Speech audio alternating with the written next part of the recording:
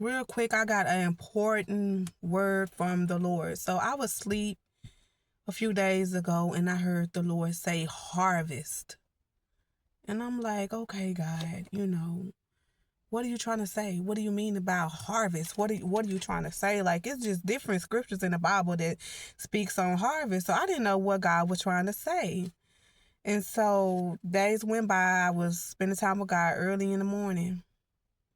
And, I had asked God about, the harvest, a couple days before. So I was reading and God took me to Matthew chapter 13. And he was teaching on different parables, about the kingdom. And as I was reading, he brought me back. So he brought me back, and he was talking. It was a parable about the harvest, and he made it plain and clear. And I was like, oh, okay, God, this is what you're talking about, the harvest. So if you at Matthew's 13, uh at verse 24, he talks about the parable of the wheat and the tares. So it is written another parable, but he forth unto them, saying, the kingdom of heaven is like unto a man which sowed good seed in his field. But while men slept, his enemy came and sowed tares among the wheat and went his way. But when the blade was sprung up and brought forth fruit, then appeared the tares also. So the servant of the householder came and said unto him, Sir, didst not thou sow good seed in thy field? For whence they hath it tares. He said unto them, An enemy hath done this. The servant said unto him, Wilt thou then that we go and gather them up? But he said, Nah, least while ye gather up the tares, ye root up also the wheat with them. Let both grow together until the harvest. In the time of the harvest, I will say to the reapers, Gather ye together for the tares and bind them in bundles to burn them, but gather the wheat into my barn. So, he told these parables to his disciples. And then we're going to get to, understanding the harvest, what God is speaking on when he's talking about, what Jesus is speaking on when he talks about the harvest. Whew. So, in Matthew's, still in chapter 13, we're going to go to start at verse 36. And it says, Then Jesus sent the multitude away and went into the house, and his disciples came unto him. See, his disciples came unto him, declaring us the parable of the tares in the field. And he answered, they was like, Jesus, what is you trying to say? What do you mean? Explain this parable to us. We need to know. What is you saying? And he answered and said unto them, But he that soweth the good seed is the Son of Man. The field is the world. The good seeds are the children of the kingdom, but the tares are the children of the wicked one. The enemy that sowed them is the devil. The harvest, listen y'all, the harvest is the end of the world. And the reapers are the angels. As therefore the tares are gathered and burned in the fire, so shall it be in the end of this world. The Son of Man shall send forth his angels, and they shall gather out of the kingdom all things that offend them which do iniquity. Let's go back and read that again. It says, The Son of Man shall send forth his angels, and they shall gather out of his kingdom all things that offend in them that do iniquity, and shall cast them into a furnace of fire. There shall be wailing and gnashing of teeth. Then shall the righteous shine forth as the son of the kingdom of the Father. Who hath ears to hear, let him hear. Again, the kingdom of heaven is unto the treasure hid in a field, that which a man hath found, he hideth, for joy there goeth and selleth all he had to buy the field. But I'm going to stop. I should have had stopped at verse 43. Now, this is deep, y'all. God spoke to me. He said harvest. I did not know what he mean. In this Bible, in the word, in Matthew's, it says in verse 39, the enemy that sold them is the devil. The harvest is the end of the world. Y'all, we're at the end. And right now we're in the harvest. And God is saying that he is separating the wheat from the tares. He's separating his kingdom.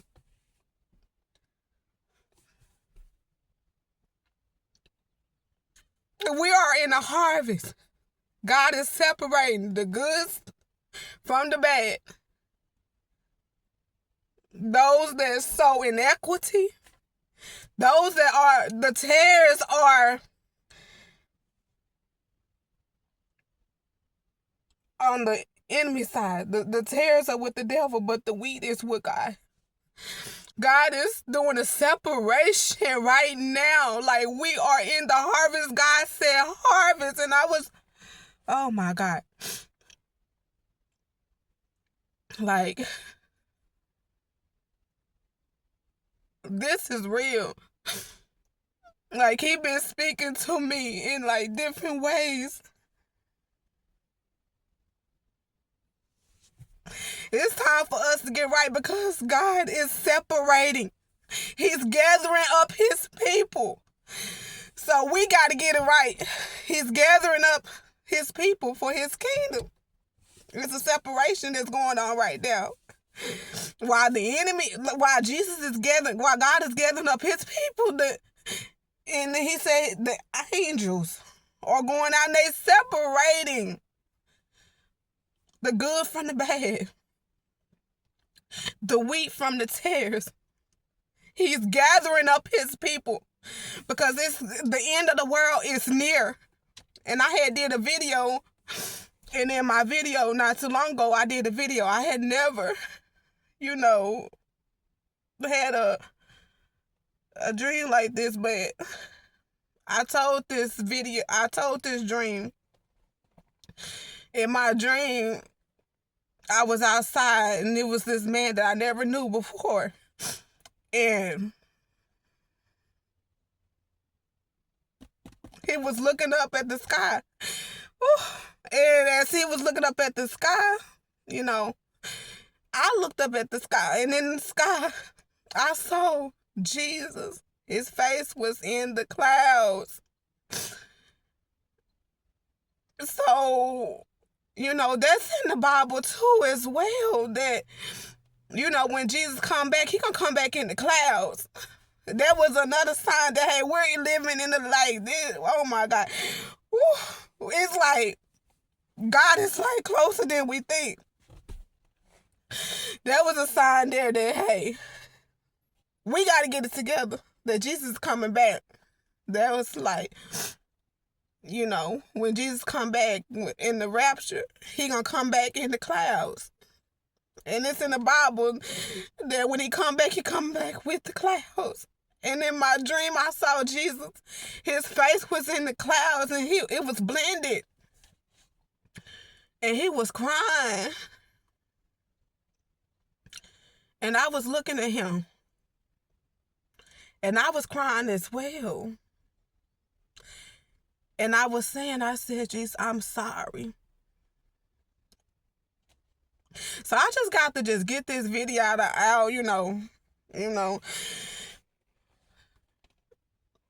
I just got to do what God is telling me to do. Like, He been calling me for a long time. I've been running. And when God tell you something, he show you something, it's not for you to just hold on to. He wants you to tell other people. And me, I just be, sometimes I just don't even say nothing because I be scared. I just don't be wanting to. But Lord, that ain't even no excuse. But y'all, we are living like, I don't even know. I don't know when he coming back, but he coming back soon. Soon. And this is the harvest. It said the harvest is the end of the world. I'm not saying that the world is going to end tomorrow or none of that. But you got to be prepared because he's already going into the fields. He's going into the world. He's separating the good from the bad, the wheat from the tares. He's choosing his kingdom now. Like, cause you gotta make a choice, heaven or hell. God spoke that to me again, like a while ago. But anyway, you gotta make a choice. Like, this is real. Heaven or hell. God said harvest. And I didn't know what scripture he was talking about. But he made it plain and clear. He brought me to this scripture. He brought me to this chapter. And may I read it again? He answered and said unto them, he that sow a good seed is the Son of Man. The field is the world. The good seed are the children of the kingdom, but the tares are the children of the wicked one. So which one are you? Are you going to be the children of the kingdom or the children of the wicked one? You got to make a choice. Like, I ain't going to say it's too late, but now, like now it's the time to be making the choice because God said harvest. And in the word, it says, as therefore the tares are gathered and burned into the fire, so shall it be in the end of this world. The enemy that soweth them is the devil. The harvest is the end of the world. Y'all, I can't make this up. God spoke this to me. It's in the word. He brought it to me. I was asking him, God, what are you trying to say? I know it's multiple scriptures that talks about a harvest, but it's different. But God said in this situation, what I'm trying to get you to understand, that the harvest is the end of the world. The harvest is the end of the world. Y'all, we don't got time to be playing games. We don't.